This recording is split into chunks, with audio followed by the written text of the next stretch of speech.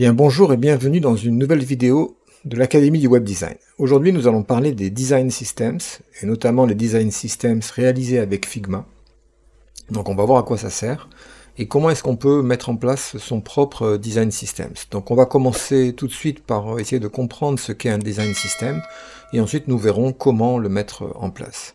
Donc si je prends l'exemple classique d'un site important au niveau mondial, tel que Airbnb, on voit tout de suite qu'on a un certain nombre d'icônes qui reviennent sur l'intégralité des sites dans le monde, avec des couleurs qui sont cohérentes, une mise en page qui est également cohérente, avec des éléments qui reviennent en termes de couleurs, de fonctionnalités, en termes de police de caractères, etc. Tout cela fait partie du design system de Airbnb. Donc finalement, un design system, c'est simplement un ensemble de recommandations, un cahier des charges, un ensemble d'éléments visuels, auditifs, un ensemble de fonctionnalités, de techniques qui sont regroupées autour d'un document complet que l'on appelle un design system.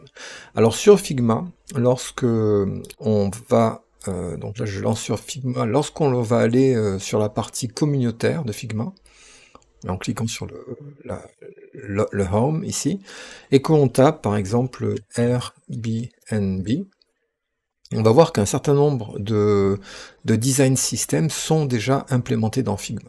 Donc là, on a cet exemple-là du design system de Airbnb, donc qui couvre l'ensemble des spécificités. Alors c'est un contenu qui est encore en cours de création. On a les fondations, c'est-à-dire la typographie. On va retrouver ici les différentes tailles de caractères, les polices de caractères. On va retrouver les différentes couleurs, les différents éléments d'espacement, d'icônes. Alors on va retrouver comme ça beaucoup d'éléments. Et aujourd'hui, on va se focaliser sur une famille d'éléments qui est très intéressante et très importante, c'est les boutons. Alors, le rendu qu'on a ici, c'est intéressant car il nous propose 4 types de boutons, de familles de boutons différents, ou 3 types plutôt, ce qu'on appelle le primary button, qui est le bouton principal, le secondary button, qui est utilisé en une version différente du bouton principal, et le tertiary button, aussi appelé alternate button, qui va être un autre type également de bouton, ce qui permet de varier les interfaces, et de pouvoir notamment mettre des boutons plus importants que d'autres. Alors, comme l'intérêt de ce design system est de donner accès à l'ensemble des éléments communs qui constituent un site Airbnb, pour pouvoir utiliser ces éléments-là, on voit qu'ils sont regroupés dans des composants. Alors le composant, c'est le petit cadre violet autour des boutons rectangulaires, ou autour des boutons en forme de pilule, ici.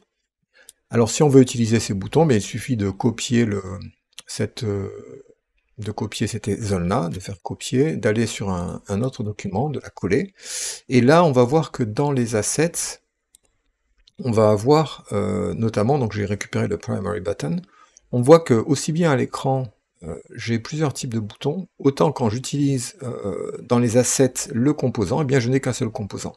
Ça veut dire que si je mets de côté ce que je viens de récupérer de Airbnb, et que je récupère un bouton primaire, ici, eh bien ce bouton-là, en fait, c'est une des variations de tous ces boutons ici.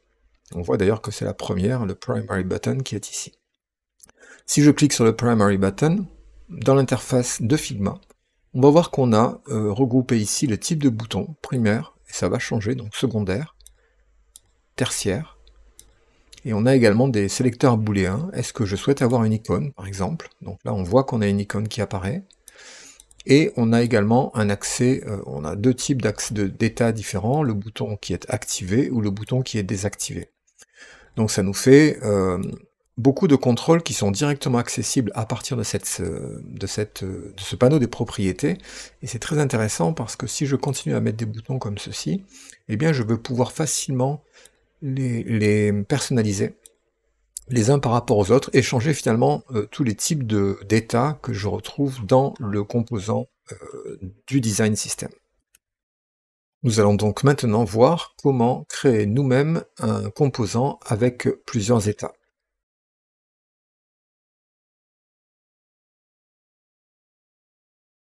Alors pour créer un composant avec plusieurs états, je vais d'abord créer un bouton. Alors il est à noter que il y a 2 méthodes pour créer un bouton. Je vais vous les montrer, et ensuite, je vous recommanderais peut-être d'utiliser la deuxième méthode. La première méthode est de créer un fond, comme ceci, de mettre une couleur. Donc j'ai créé un système de couleurs locales, voilà. Et ensuite de venir mettre un texte, un bouton, comme ceci. Donc là, on peut augmenter la taille du bouton. Donc raccourci K pour passer en mode resize, hein, je vous le répète, et raccourci V pour move ici. Donc scale, on va grossir la taille du bouton. Voilà, donc globalement c'est la première méthode pour créer un bouton. Alors on se retrouve avec un fond et avec un bouton. Le problème de cette méthode-là, c'est que si je change la taille de mon bouton, bouton 1, eh bien le fond ne va pas suivre le bouton, donc il va falloir que je fasse un certain nombre de manipulations pour pouvoir résoudre ce problème-là. Donc je vous montre la deuxième solution. Vous créez le texte de votre bouton, donc bouton, et ensuite bouton droit, vous faites créer un auto layout. Add auto layout. Donc à partir du moment où vous avez créé un auto layout, on va pouvoir lui mettre une couleur de remplissage, comme ceci. Et là, dans les paramètres de l'auto layout, on va pouvoir prendre le point d'accroche comme étant le point central de l'élément.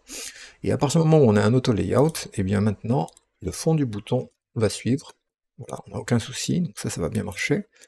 Alors évidemment, dans un auto layout, on a également les marges qu'il va falloir gérer, c'est-à-dire ici, on a les marges horizontales, le padding horizontal, marge interne horizontale et marge interne verticale.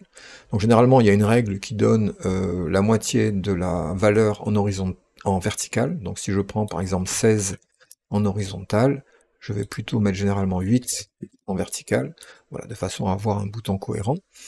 Alors là, on a donc un bouton qui va suivre le texte qu'on va mettre dedans. On a créé donc l'état initial du bouton.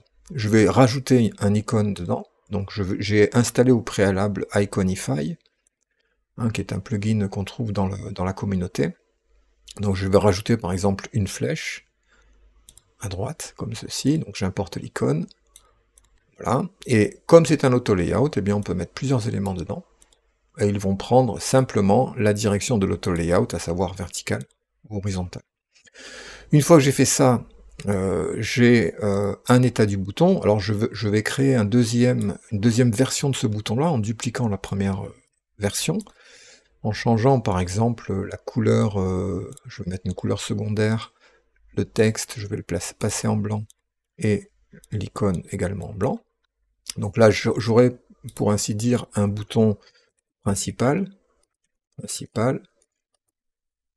et un bouton secondaire. Ah, donc là, je vais le noter pour... Bon, là. Et ensuite, on va créer ici, donc finalement, un état donc normal, hein, c'est le premier état, celui-ci. Et on va faire un état au survol, et vous allez comprendre la manipulation. Là, je vais juste un petit peu modifier la taille de mes textes. Voilà. Donc globalement, pour l'état au survol, j'ai besoin donc de dupliquer ces deux états. L'état au survol du premier, on va par exemple assombrir, ou même je vais changer la couleur de fond, on va basculer comme ceci, et je vais basculer la couleur du texte blanc, et pour l'autre on va faire l'inverse, c'est-à-dire qu'on va aller mettre la couleur primaire en fond, et on va rester avec la couleur blanche. Donc là j'ai, alors je pourrais créer d'autres états, hein, notamment désactiver, cliquer, etc. Bon là je me borne juste à faire deux types de boutons différents avec deux états de survol différents. Une fois que j'ai créé ça, je vais surtout bien penser à donner dans mes layers pour les calques des noms bien spécifiques. Donc le frame 1 va être, ça va s'appeler, alors bouton principal, hein, je vais le travailler en anglais, main, et ensuite on va faire slash normal. Donc vous allez comprendre pourquoi après. Ensuite là, on va l'appeler, donc celui-ci va être secondary slash normal. Hein, je prends donc le bouton secondaire état normal. Ensuite, je vais prendre le frame 3. Et là, je vais appeler celui-ci main hover, c'est-à-dire état de survol du bouton standard. Et ici, je vais nommer celui-là secondary / hover. Voilà, très important de faire ça. Bon, moi je travaille en anglais, mais ça vous pouvez le faire en français. C'est mettre un nom explicite aux différents frames qui constituent votre bouton, c'est-à-dire en spécifiant bien les états normal, au survol, secondaire normal, secondaire au survol. Une fois que vous avez fait ceci et que vous avez rajouté tous les états qu'il vous faut, et peut-être d'autres types de boutons également, vous prenez tous vos boutons, alors que les boutons, pas les textes, voilà. Et là, vous allez aller dans le bouton de création d'un composant, vous allez cliquer sur la petite flèche, et là, vous allez créer un component set. Voilà, donc à partir de maintenant, comme j'ai créé un component set, donc ça va être, alors je vais supprimer ça, on va toujours garder ça donc quelque part, il ne faut surtout pas le modifier, et quand je vais vouloir utiliser un bouton, et bien dans les assets, je vais pouvoir sélectionner mon bouton, et là, on va retrouver dans ce bouton-là les propriétés main ou secondary, donc à ce moment-là, on pourra utiliser le bouton principal ou le bouton secondaire, voilà, et on va retrouver les différents états ici. Alors, si je souhaite faire en sorte que la flèche soit également sélectionnable dans le panneau des composants, eh bien, je vais effectuer la manipulation suivante. Je vais aller dans mon groupe de composants boutons, je vais sélectionner la flèche, donc je la récupère dans les layers, elle est ici, hein, vector, c'est celle-ci. Et là, vous voyez, il y a une petite cible qui apparaît au-dessous et qui me permet de sélectionner tous les éléments identiques à celle-ci. Alors là, il me dit, en survolant, choisissez, sélectionnez les 4 layers qui possèdent le même élément. Donc, je vais cliquer dessus pour sélectionner toutes les flèches. Donc là, c'est fait. Donc il ne sélectionne que les flèches. Hein, elles sont sélectionnées ici dans le panneau. Et je vais ensuite... Donc, après avoir je le répète, sélectionné les 4 flèches, j'ai à côté de layer un petit symbole ici qui me dit créer une propriété booléenne. Donc là, je vais cliquer sur ce symbole create boolean property. Je vais donner un nom à cette propriété, donc ça va être avec flèche par exemple, avec flèche. La valeur par défaut peut être vrai ou faux, donc je vais la garder à vrai et je vais créer la propriété. Une fois que c'est fait, j'ai créé dans le composant mère. Donc si je clique sur mon instance de bouton, eh bien je vais avoir la possibilité soit de créer un bouton sans la flèche, soit avec la flèche.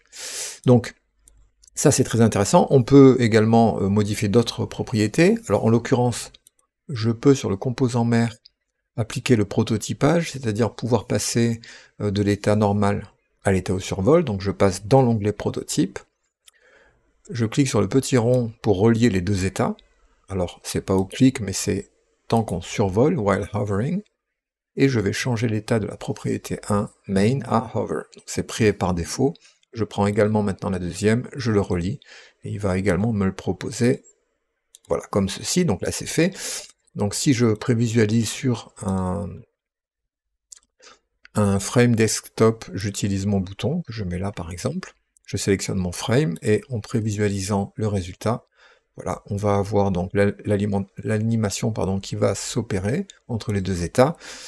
Si je change dans le design, j'active par exemple la flèche et je prends le bouton secondaire, je retourne dans mon design et ça fonctionne aussi. Donc voilà ce que je voulais vous montrer pour cette première vidéo consacrée au design system, donc la création d'un bouton avec de multiples états. Il est évident que c'est particulièrement intéressant de travailler comme ceci. Si vous avez apprécié cette vidéo, n'hésitez pas à vous abonner et je vous dis à bientôt sur une nouvelle vidéo de l'Académie du Web Design.